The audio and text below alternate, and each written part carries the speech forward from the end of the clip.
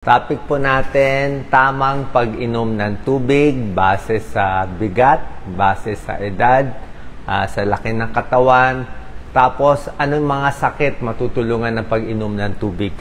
Alam ko maraming controversy sa pag-inom ng tubig, marami nagsasabi na hindi mo kailangan ng 8 glasses, meron nagsasabi pwedeng 3 to 4 glasses. Actually, wala naman talagang tama o mali based on science. Mahirap talaga i-prove. Pero para sa akin, kung payo ko susundin nyo, sa akin, mas maraming tubig, mas maganda.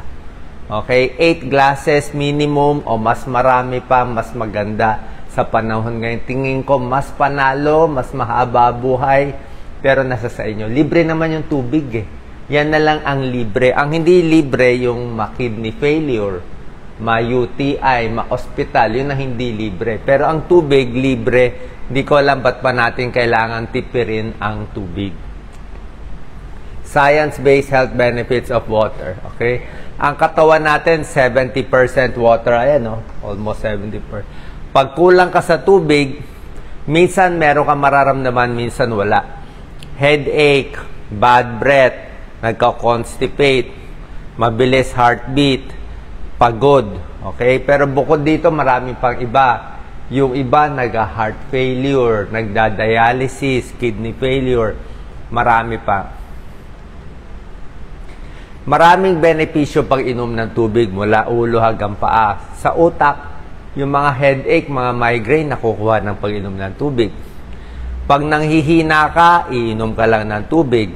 Diba? Pag inaantok, kasi nga nadadry din, nadidehydrate din Mga alcoholic, di ba? Pag uminom ng alak, nadidehydrate sila, ihi sila na ihi. Yung malakas sa kape, inom ng kape, nadidehydrated sila, ihi sila na ihi. Kailangan mo rin ng tubig. Maraming tubig, nakakapayat din. Okay? Kasi busog ka na sa tubig Headache, joint pains, constipation. Kaya matigas ang dumi natin, di ba? Bakit matigas? Kasi kulang sa tubig. Ito importante. Kidney failure. Pag nagkulang ng tubig, nasisira ang kidneys. Nagkaka-kidney stones.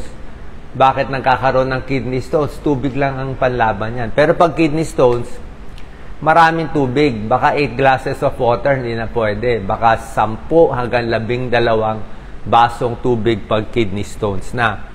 Pati bago matulog, inom ka maraming tubig. Gigising ka talaga madaling araw. 1-2 beses para Paano kidney stone na Nagbuo na May UTI. Para gumanda ang balat. Tubig din. Hangover.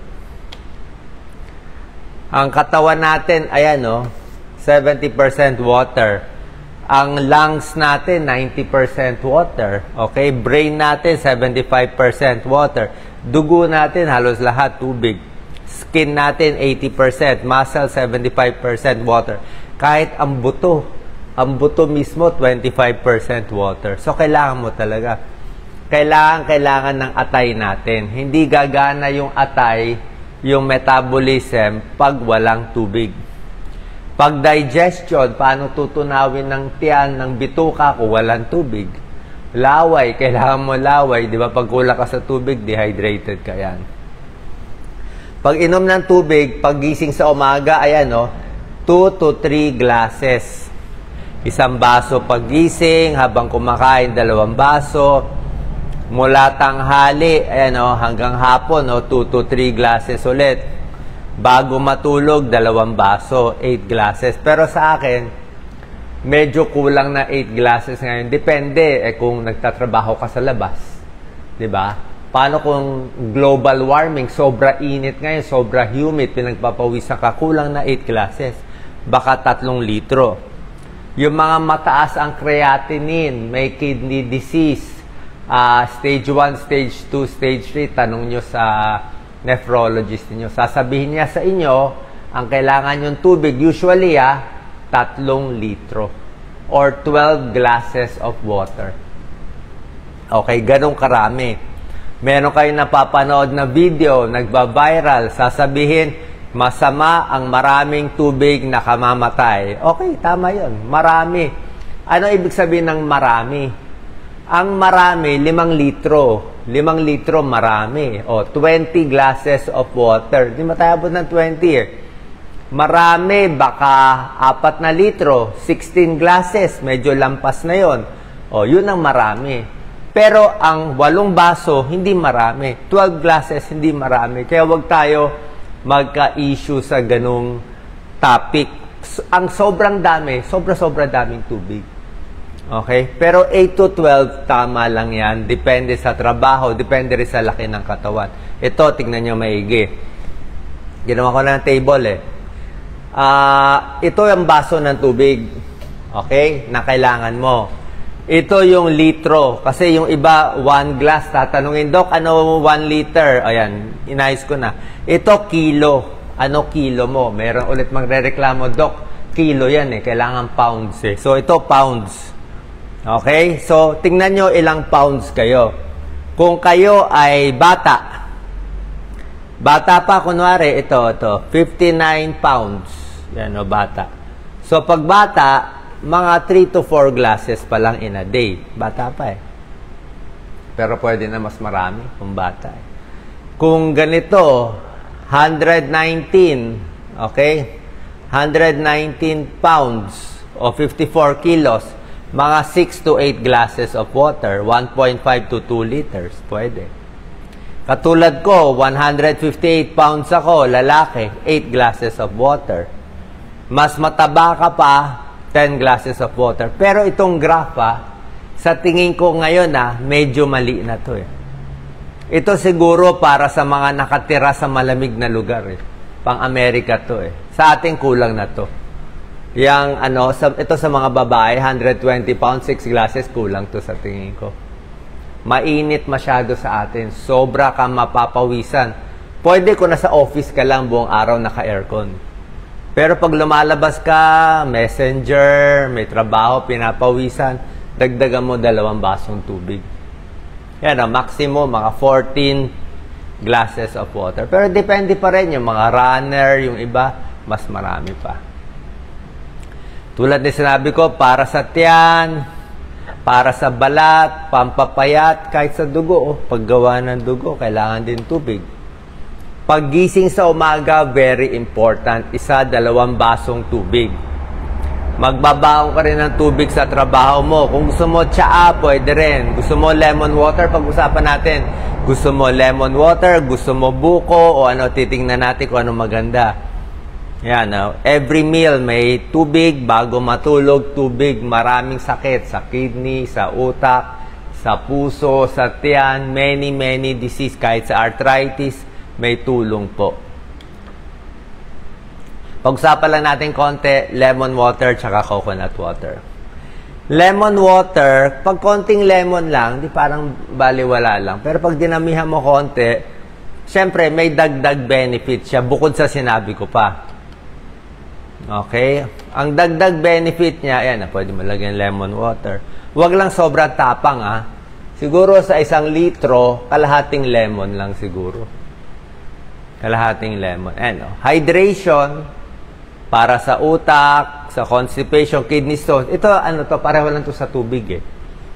So, hindi siya added benefit ng lemon water. Ito, vitamin C. Siyempre, dilagyan mo na ng lemon so vitamin C na, may dagdag benefits. Para hindi magkasakit, di ba?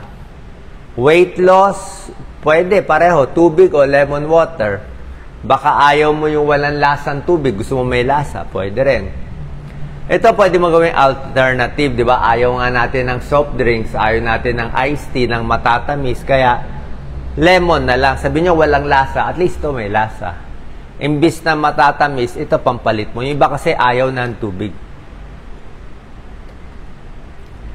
Prevents kidney stones. Yung tubig mismo nakaka-prevent ng kidney stones. Pero yung lemon may citric acid. Yung citric acid, kumokontra din sa paggawa ng kidney stones. So, pwede rin to. Pwede rin to sa may kidney stones. Digestion, tubig, lemon water, pareho lang.